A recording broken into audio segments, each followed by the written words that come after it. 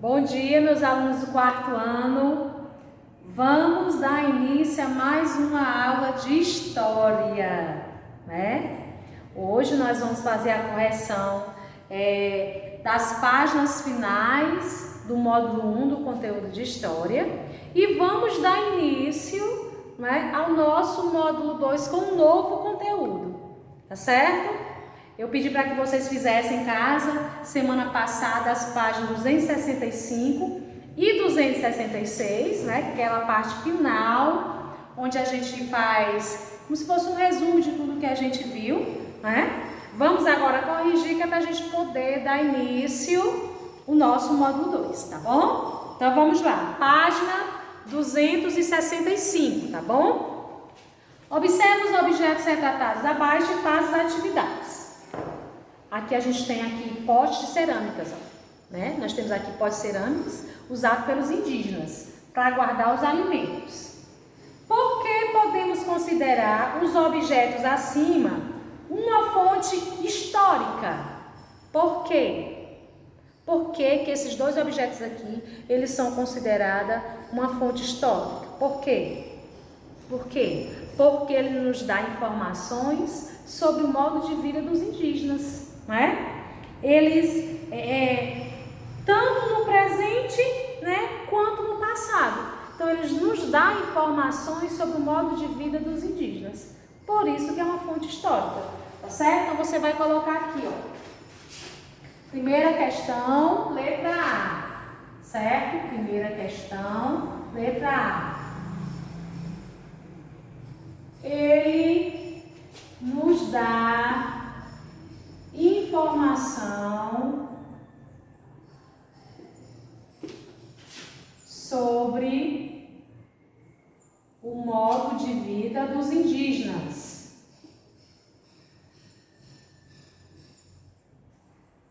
Certo? Ele nos dá informação sobre o modo de vida dos indígenas, tá bom? Letra A. Letra B. Quais as informações que essa fonte histórica nos fornece? A gente vai marcar um X. Ela nos mostra como era o artesanato indígena? Isso. Como era a atividade de caça nas aldeias? Não.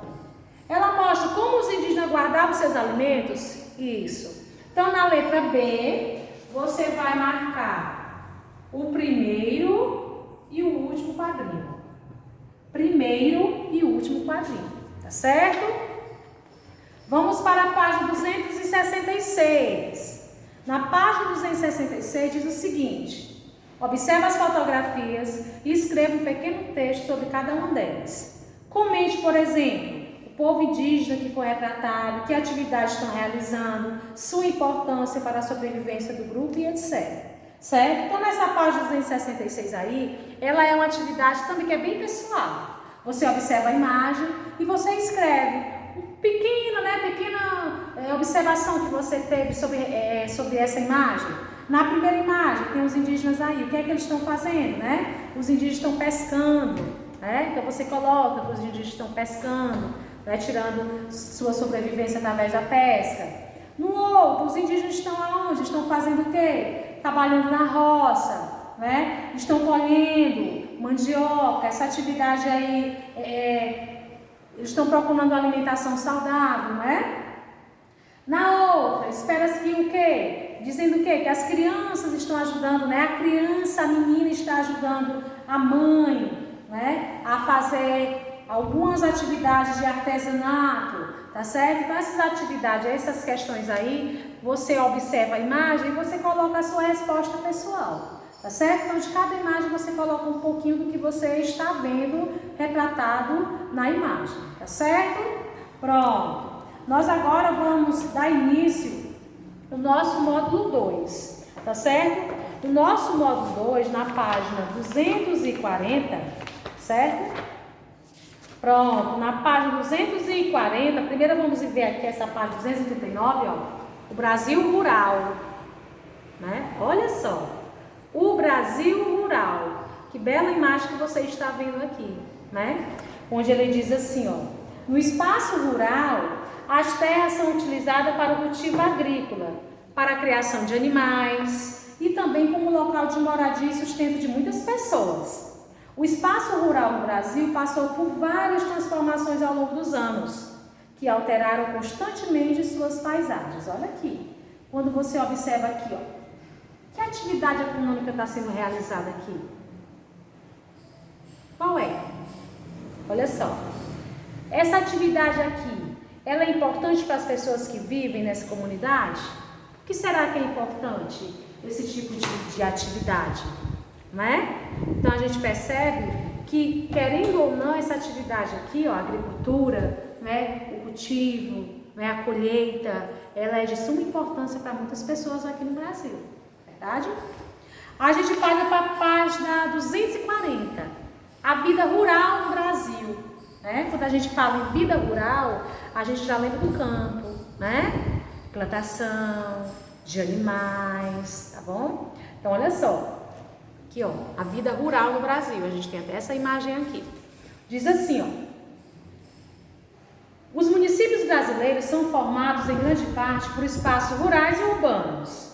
Os espaços urbanos possuem uma aglomeração de pessoas e moradias, além de prédios e outras construções. Já os espaços rurais são caracterizados pelas plantações, criações de animais e moradias, mais afastadas umas das outras. As atividades da vida rural sempre tiveram grande importância para a história do Brasil, sendo essenciais para a economia em nosso país. Além disso, muitas das tradições brasileiras se desenvolveram no meio rural, certo? Quando a gente tem, aqui a gente percebe quando fala de meio rural, né, e urbano, a gente tem essa diferença. Urbano a gente já vê muita coisa, muita gente, muito movimento, muitos carros, muitos prédios, e já o rural não, né? O rural já tem mais a questão de plantações, de muitos animais, de casas mais às vezes uma distante da outra, não tem tanto movimento como a urbana, tá certo? E aqui na página 241 a gente vê, ó, certo? Algumas imagens que a gente tem essa diferença. Olha só, a produção agropecuária, ela é responsável para gerar grande parte da riqueza do nosso país, garantindo o sustento de milhares de famílias. E além disso, essa produção é responsável pelo fornecimento dos alimentos que a gente consome diariamente, certo? Aqui, ó, o trabalhador rural, ele faz a manutenção da roça, ele cuida da roça, que é para a gente depois colher, que é para poder mandar, né, essa alimentação que a gente tem diariamente. Já na culinária brasileira, estão presentes diversos pratos e iguarias tradicionais, que entre eles estão o pé de moleque, a pamonha, né, muito comuns em alguns estados brasileiros, como Goiás, Minas Gerais, São Paulo. E aqui abaixo a gente tem as conhecidas modas de viola, né? Modas de viola, que são as canções acompanhadas de viola caipira, que são típicas de áreas rurais e do interior do Brasil, tá certo? Quando a gente passa lá para a página 243, certo? A gente vai ver a questão da ocupação dessas terras, né? Em 1500 existiam entre 2 e 4 milhões de indígenas vivendo no território que atualmente hoje corresponde ao Brasil. Suas tradições valorizavam o uso não predatório das terras e o respeito à natureza. Então eles tinham toda essa atenção, tinha o respeito à natureza, às terras. Nessa época, porém, uma expedição portuguesa, que foi liderada pelo navegador Pedro Álvares Cabral, veio para cá para o litoral do Brasil. Esse acontecimento deu início a uma mudança na forma como as terras brasileiras eram ocupadas e exploradas. Aí é onde entra a mão de obra indígena, certo? A primeira atividade econômica dos portugueses ao se instalar aqui no litoral brasileiro foi a extração de quê? Do pau-brasil, né? A árvore do pau-brasil para ser vendida. Ela era usada para atingir tecido, a madeira era bastante procurada na Europa e o seu comércio gerava altos lucros para os portugueses. Por isso essa intenção deles pegar o pau-brasil, né? Na extração do pau-brasil, os indígenas realizavam o corte e o transporte da madeira até as embarcações portuguesas. Em troca, eles recebiam produtos que eram úteis em seu dia a dia, como machados, facas, né, de metal. A gente tem até uma imagem aqui, ó, eles fazendo né, esse corte dessa árvore. Com a expansão da ocupação portuguesa, os indígenas passaram a ser escravizados e trabalhavam sem receber nada em troca, né? No entanto, eles lutaram contra a exploração do seu trabalho, resistindo de diversas maneiras. O fato de conhecerem bem o território, por exemplo, ajudou muitos deles a fugir para as regiões do interior da colônia, certo? Na página 244, que ele diz o seguinte, que até cerca de 1530, os portugueses mantiveram a exploração do pau-brasil restrita, né, ao litoral. No entanto, com o passar dos anos, os portugueses iniciaram a colonização do Brasil, ocupando primeiro o litoral e depois o interior do território. Com a colonização portuguesa, teve início um novo processo de transformação das paisagens brasileiras.